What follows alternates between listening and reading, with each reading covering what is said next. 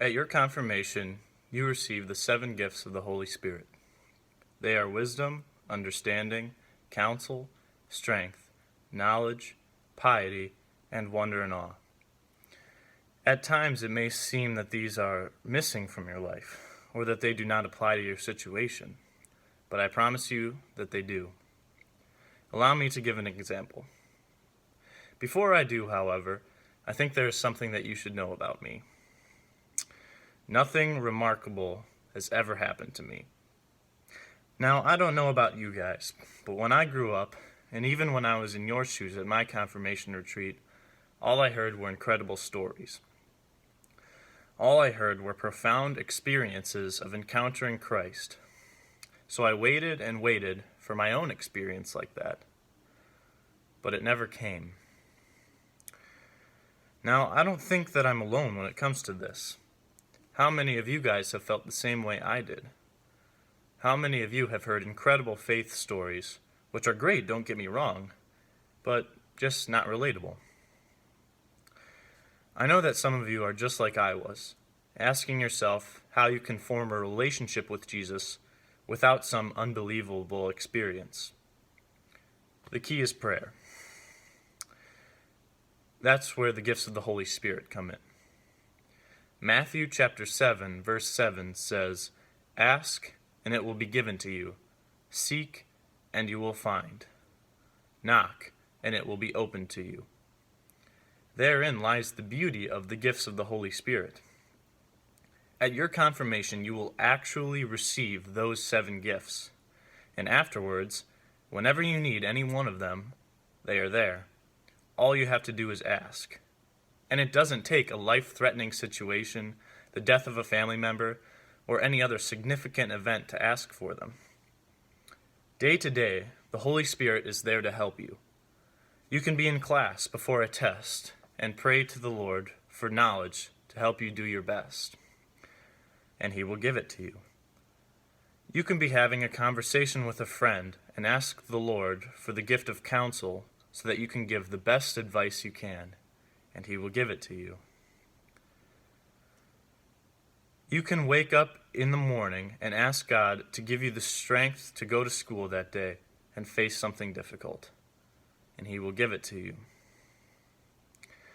I learned all of this during the process of my confirmation journey, but I never seemed to use them. One of the greatest gifts the Lord has given to us, and they were sitting unused. That is until last year, when I truly discovered the power of the gifts of the Holy Spirit.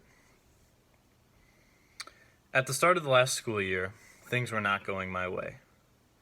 It was the middle of football season and the 2nd or 3rd week of school. I woke up one morning with spots all over my face, hands, and feet. I'd caught 2 different skin diseases. For several days I couldn't walk because of the sores on my feet. For several days I had to wear gloves all the time because it hurt too much to touch things with my hands. And worst of all, for several days I couldn't even look in the mirror because for the first time in my life, when I looked in the mirror, I hated what I saw. After 1 or 2 days of staying home from school, the doctors told me that I wasn't contagious, so I had to go back to school. That day was the worst school day of my life. Nobody said anything mean to me, but I couldn't shut off the voices in my head, telling me what I thought I knew other people were thinking. So I prayed to God, "Give me the fortitude to get through this day." For the rest of the day, I kept my head down and tried to hide my face. I couldn't stand what I looked like. I couldn't stand the thought of everybody judging me, and I couldn't stand the feeling of being unclean. When I got home, I felt so unclean that I jumped in the shower, for it would be the 2nd out of 3 that day alone. While in the shower, I had a complete mental breakdown, the only one I've ever experienced in my life. I was scared because I had never experienced anything like that before. So I prayed, "God, give me the strength to get through this." This time, though, I went further, continuing, "God, give me the wisdom to know that this is only temporary. Give me the understanding to know that there are people who have to deal with much worse every single day. Give me the gift of counsel in the form of kind words. Give me the knowledge to learn humility from this experience. Give me the gift of piety to turn to you in my trouble. And give me wonder and awe to know that no matter what I look like, I am your creation and you love me. As I said, it is not some crazy conversion story, but it was tough, and I'm stronger in my faith because of it. Because the gifts of the Holy Spirit are just that, a gift. They allowed me to get through my diseases.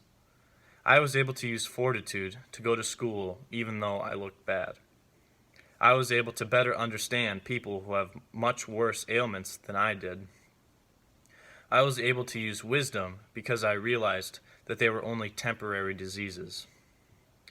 I was able to use counsel through the supportive words from those that loved me. I was able to use knowledge to learn to not be vain. I used piety by turning to the Lord in the first place for his help. And finally, I used wonder and awe when I realized that God loved me unconditionally through all my troubles. The 7 gifts you receive at your confirmation are wisdom, understanding, counsel, strength, knowledge, piety, and wonder and awe. At times it may feel that these are lacking in our life, but with faith, the Holy Spirit will return them to you.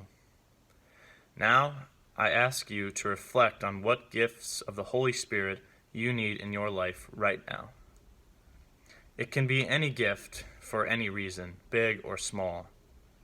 Ask God to send it to you now. In some way, shape, or form, I promise you your prayers will be answered. Just know that they are there whenever you need them, at any time. May God bless you.